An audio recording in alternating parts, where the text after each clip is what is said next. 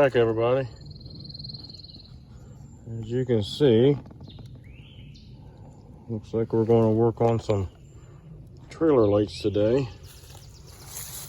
About the biggest problem I have with this trailer, which has just started happening to me, but one of my customers, his old trailer and his new trailer, his lights are always working or not working, and they're just back and forth all the time. And one of the biggest things that I found out is that the wires just push in. So this is where the light is, and the wire just pushes in and holds like that, and then you can't pull it back out very easy without having to lift that tab up so you can get it out, but it bites the wire. Well, there's so much pressure on this piece here, and the wire is so flimsy, a lot of times you can only just barely get the tip of the wire in there, and that's it. And then corrosion builds up, or it somehow works its way loose or something like that, and it doesn't maintain its good connection. So what I've started doing is soldering the end of the wire. That stiffens the wire up real good, and then you're able to shove in a good portion of that wire, and it has a good connection to bite onto. So that's what we're going to do today on mine. And because I have just started having trouble with mine, go up there and wiggle the wires and it might work, and sometimes it doesn't work, but we're going to fix that problem. So it's a 7/16 nut on the back. You'll need a 7/16 wrench for that, and that will release your light for you.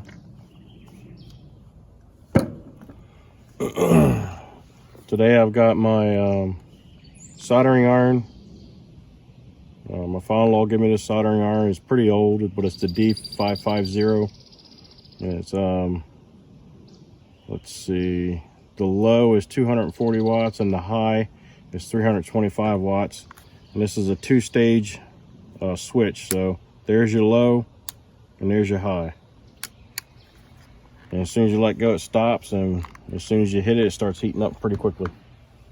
They still make that, I believe they still make this soldering iron. They actually got lights on the end of it. You'll need something to strip your wires with. And you'll need something to cut. So this will cut and strip. This is mainly used for like house wire, but it still works.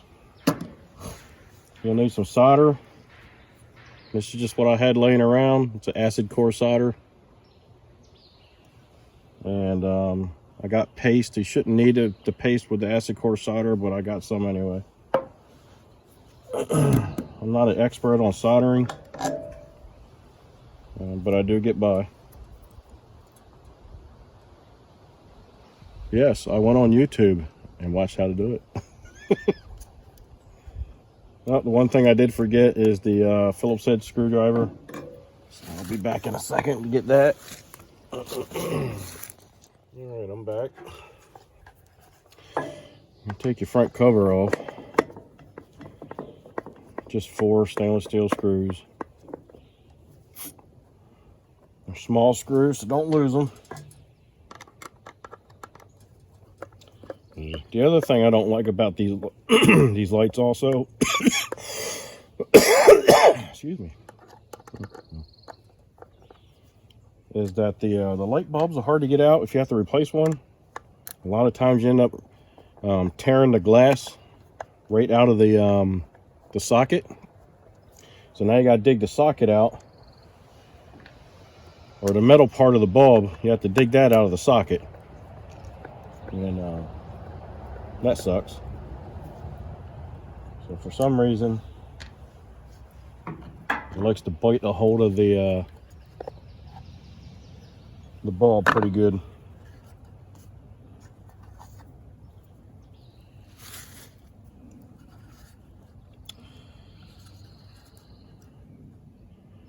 All right.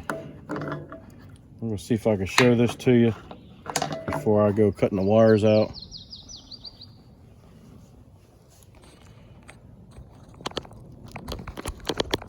That way you can get an understanding of what I'm talking about. So when the manufacturer puts these together, as you can see right there, it's just barely a few strands sticking through there. Barely a few strands sticking through there. And over time, it just quits working.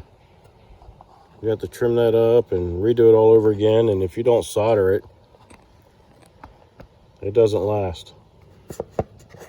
So you'd have to take a tiny little screwdriver or something, or a knife, tip of a knife, and flip that back so you can get that wire pulled out. But it's a little bit of a pain. This bulb over here is not so bad to get in and out, but this one in here, it's a pain. Because it's in there so tight that when you go to push down and rotate it, a lot of times you rotate the glass right out of the metal base of the bulb, and it gets stuck down into the light socket.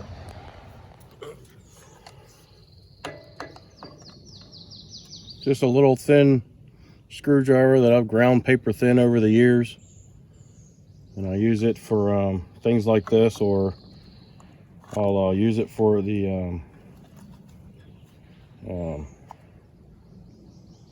backs of wire harnesses to release the plug from the harness. So there we go, I got that out. Remember the orientation of it. With these here, some of them have a like that one over there, the bottom of it will be clear on that one over there, because that's where the tag is. So there is a left and a right.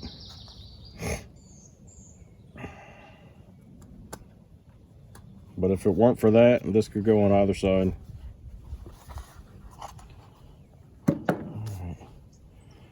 So basically, I'm just going to clean these wires up. And they are pretty clean and pretty shiny. We'll give them a twist. So I don't even think they even did that at the factory.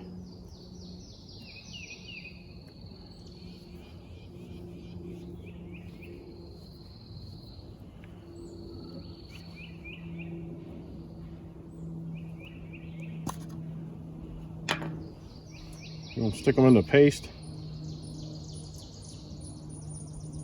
That will help clean them also.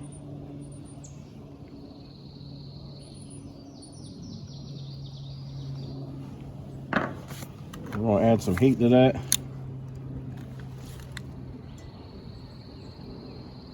We're going to paste up the end of our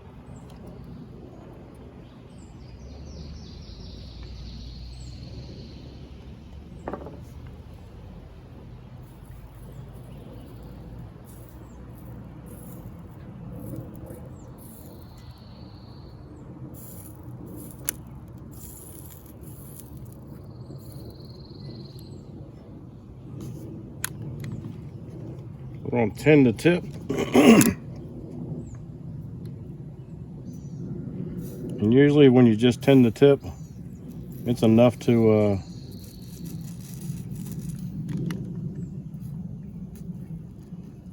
do the soldering for you on something like this.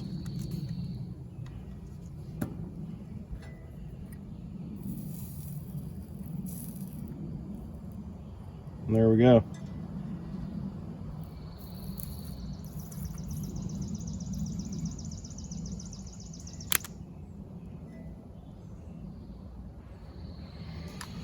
There we go. So that should stiffen it up considerably. The one thing I didn't do is pay attention to what wire went where.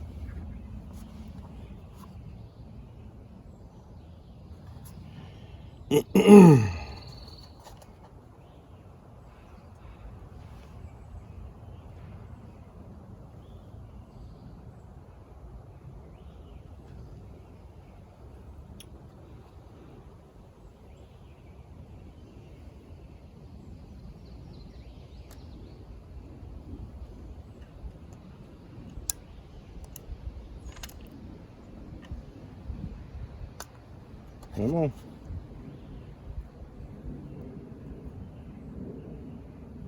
No reason why you shouldn't be able to get in there.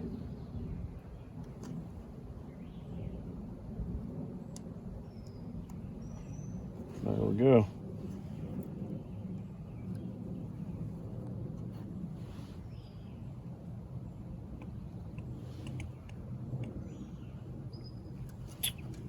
Go over here, take a look at that one.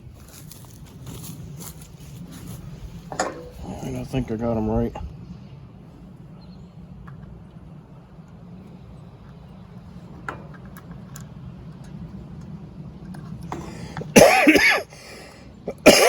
And just shove them back through.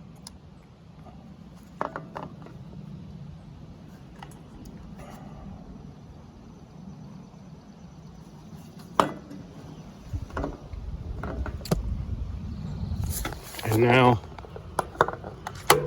you can see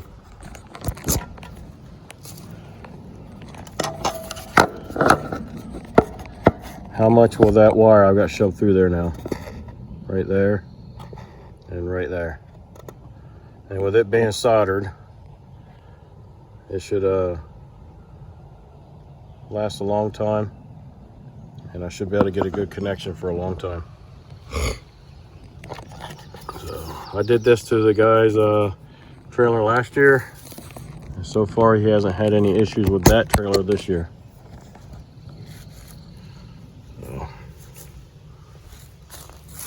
So this is what we're going to do with mine. The other thing that I like to do is I take some of this dielectric grease and I put some on my trailer connector down there, and I put some on the vehicle side, and I'm going to put some on the back of this bulb.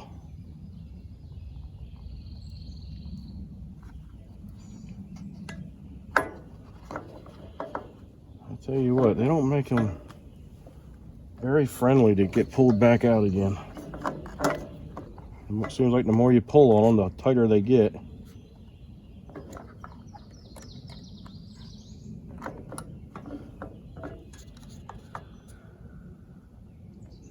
And that's not good for trying to change a bulb.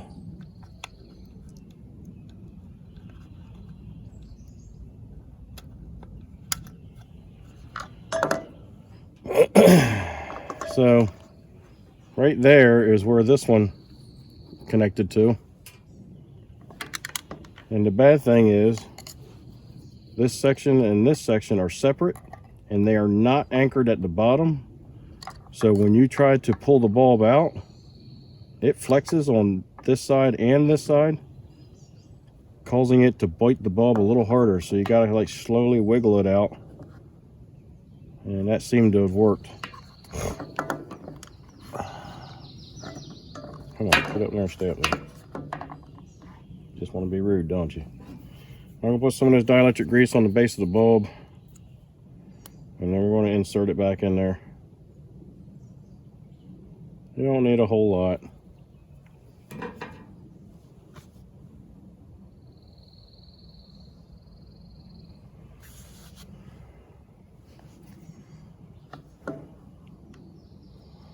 These are just very cheap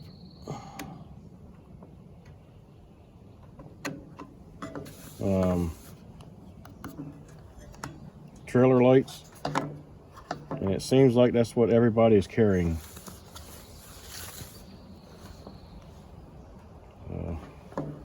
We'll try to get this center bulb out. Hopefully it'll come out, which it's in there pretty tight.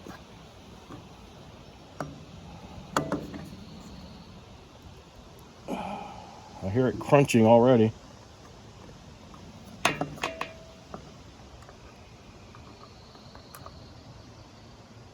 I know back in the day, the old bulbs, you had to push and rotate, and that's what you're supposed to be able to do with these. But they're in there so daggone tight.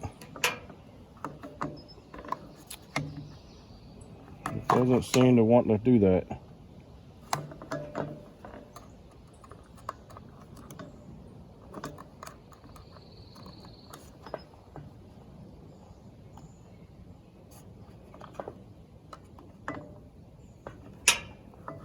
Yeah. I think I'm just going to leave it in there until the bulb blows. If I destroy it then, I destroyed the bulb that was no good. I'm not going to destroy a good bulb right now. That wouldn't make sense. So I'm going to leave well enough alone for right now on that. When I go to put a new bulb in it, I'll worry about the grease then.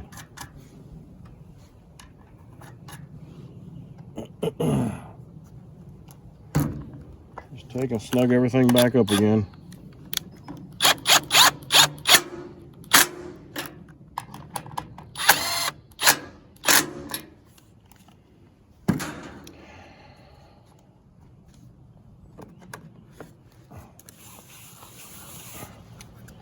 Put the front of your light back on.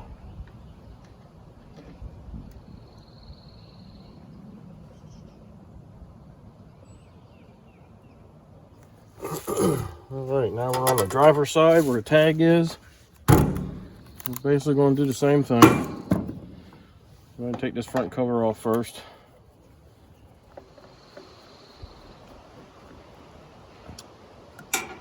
I got a comment one time, just here recently. It said something like, I don't know, like I have pitiful tools or something along those lines. I don't remember the exact words. But, you know, people can buy tools as they need them, and they buy tools for what works for them. And not everybody can afford all the fancy tools, such as expensive tools, such as the snap-ons, which in some cases I have found that they're not much better than, you know, a Craftsman or a Cobalt or something like that you would get from Lowe's. But like I said, you know, you buy what you can afford, you buy what works, and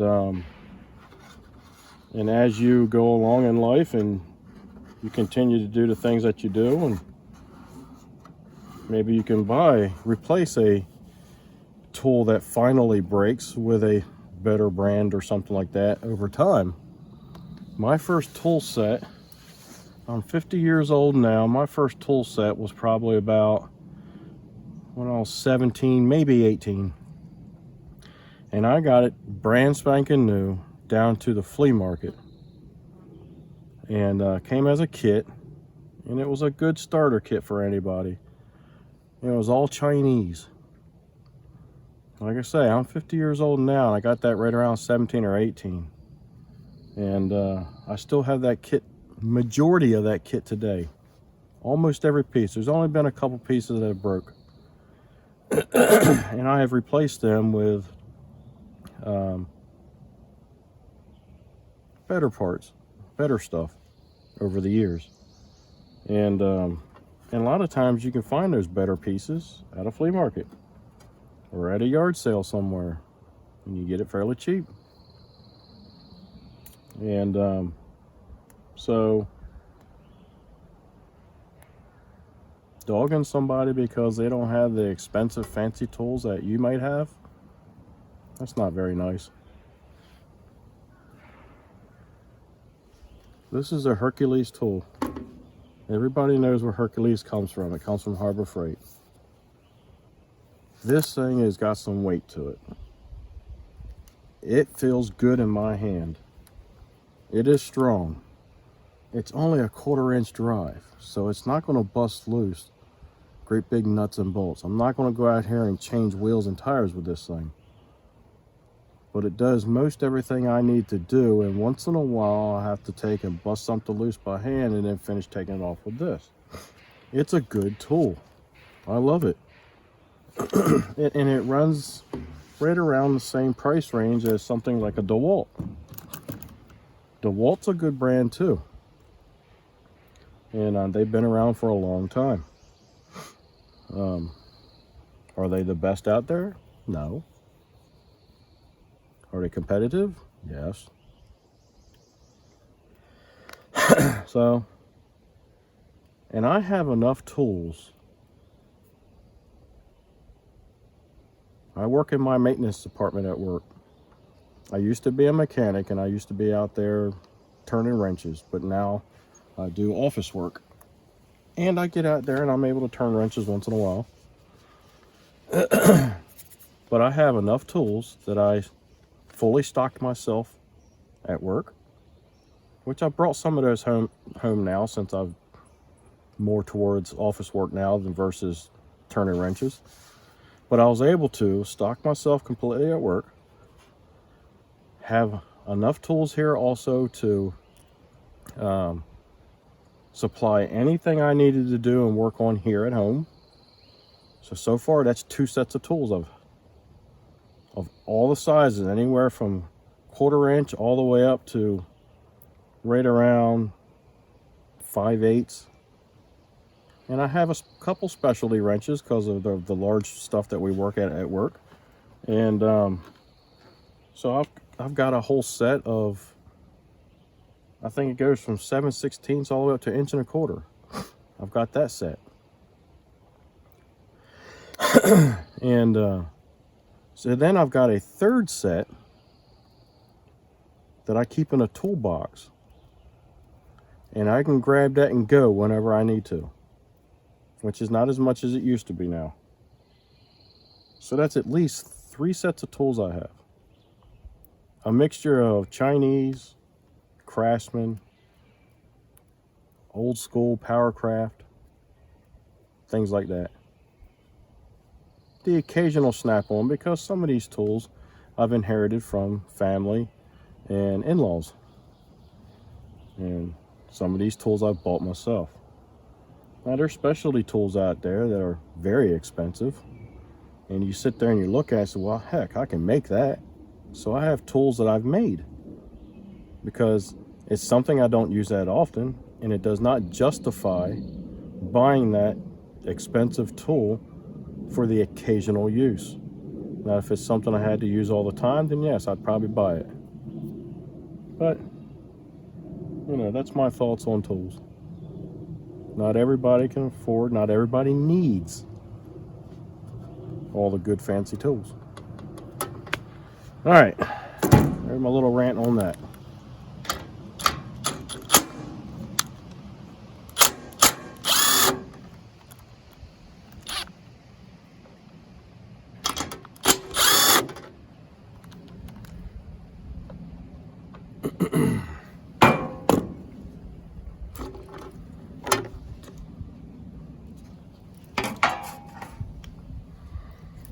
All right, so we have our yellow wire. Yeah, our yellow wire is away from the corner marker. That's pretty much all I need to remember, is the yellow wire is away from the corner marker. We're going to stick our little screwdriver in here again. We're going to lift up on that tab and we're going to pull our wire out.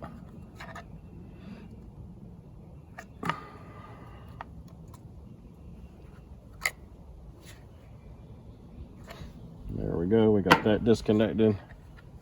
While we're right here, we'll pull this little side marker bulb out.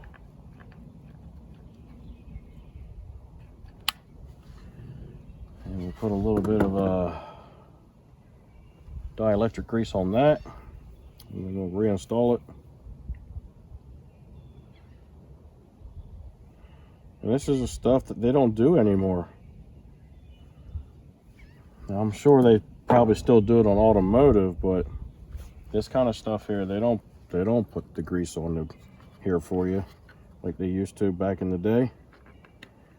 They just shove the bulbs in there dry, and then they'll turn around and corrode into place, and you try to get it out and it breaks all to pieces.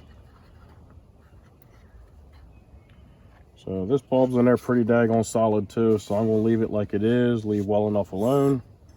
When it finally does go bad, it'll probably break to pieces for me trying to get it out of there because it's in there so tight. And by that time, it doesn't matter because the bulb was no good anyway. All right, let's see here.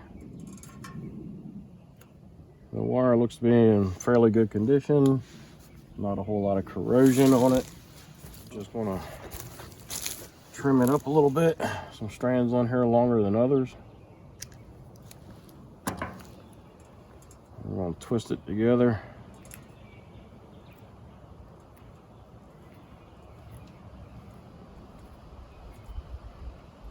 And this one here looks to be a little short, so I might trim some of that back. Some of that's sheath back a little bit.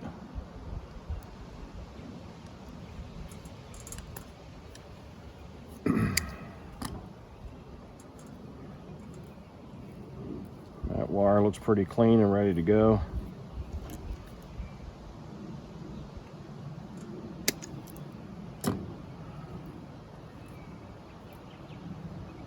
All right, we've got that all prepped. Put a little bit of paste on it.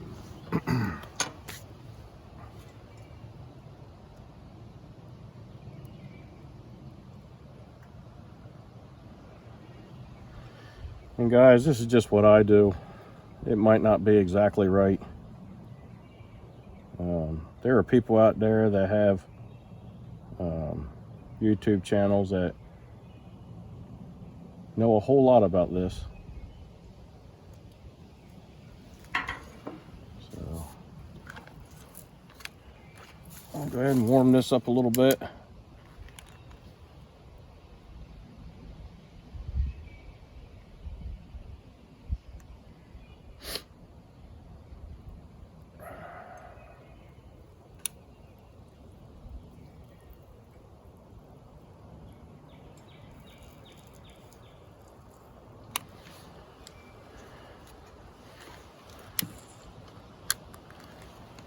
And tin your tip a little bit.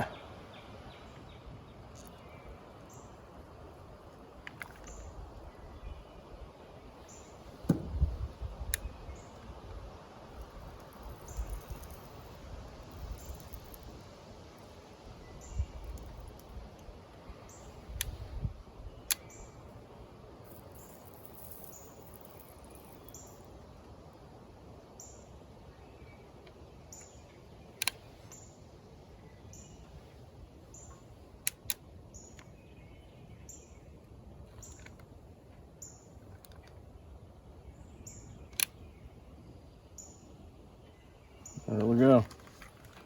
That should be good.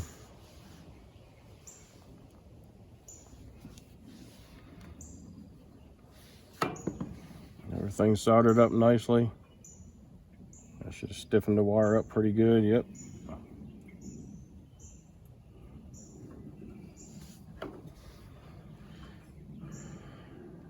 And reinsert everything.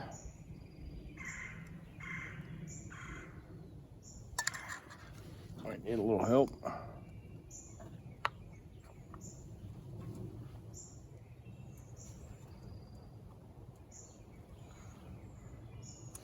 Oh, I guess I got a little too much solder on there, a little too fat to get through the hole.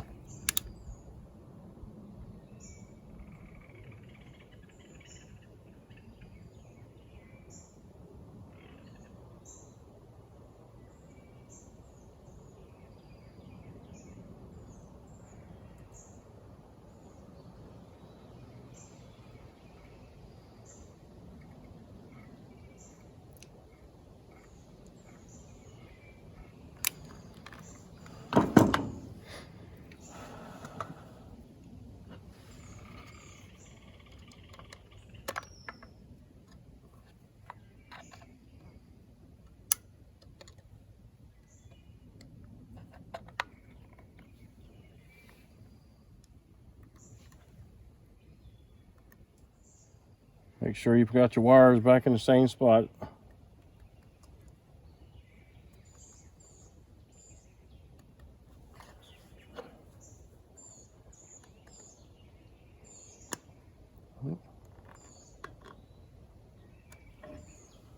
All right.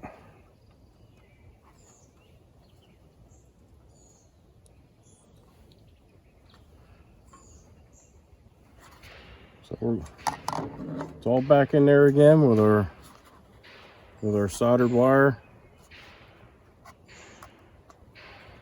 So that should take care of the trick for us. Don't forget your tag. You don't want to get pulled over because you forgot left your tag off.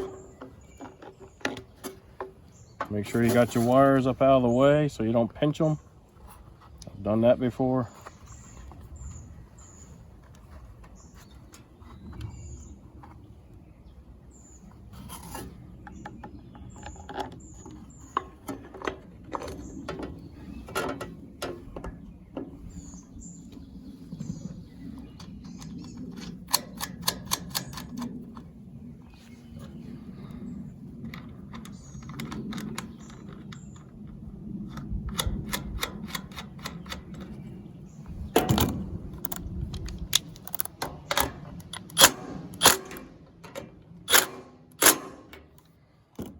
All right. Get your cover. Get that put back on.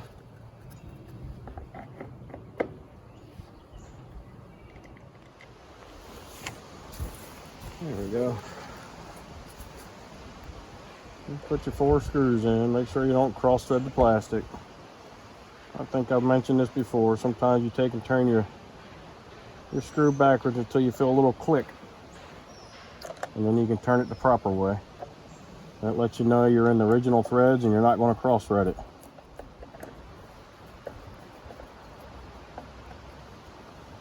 All right.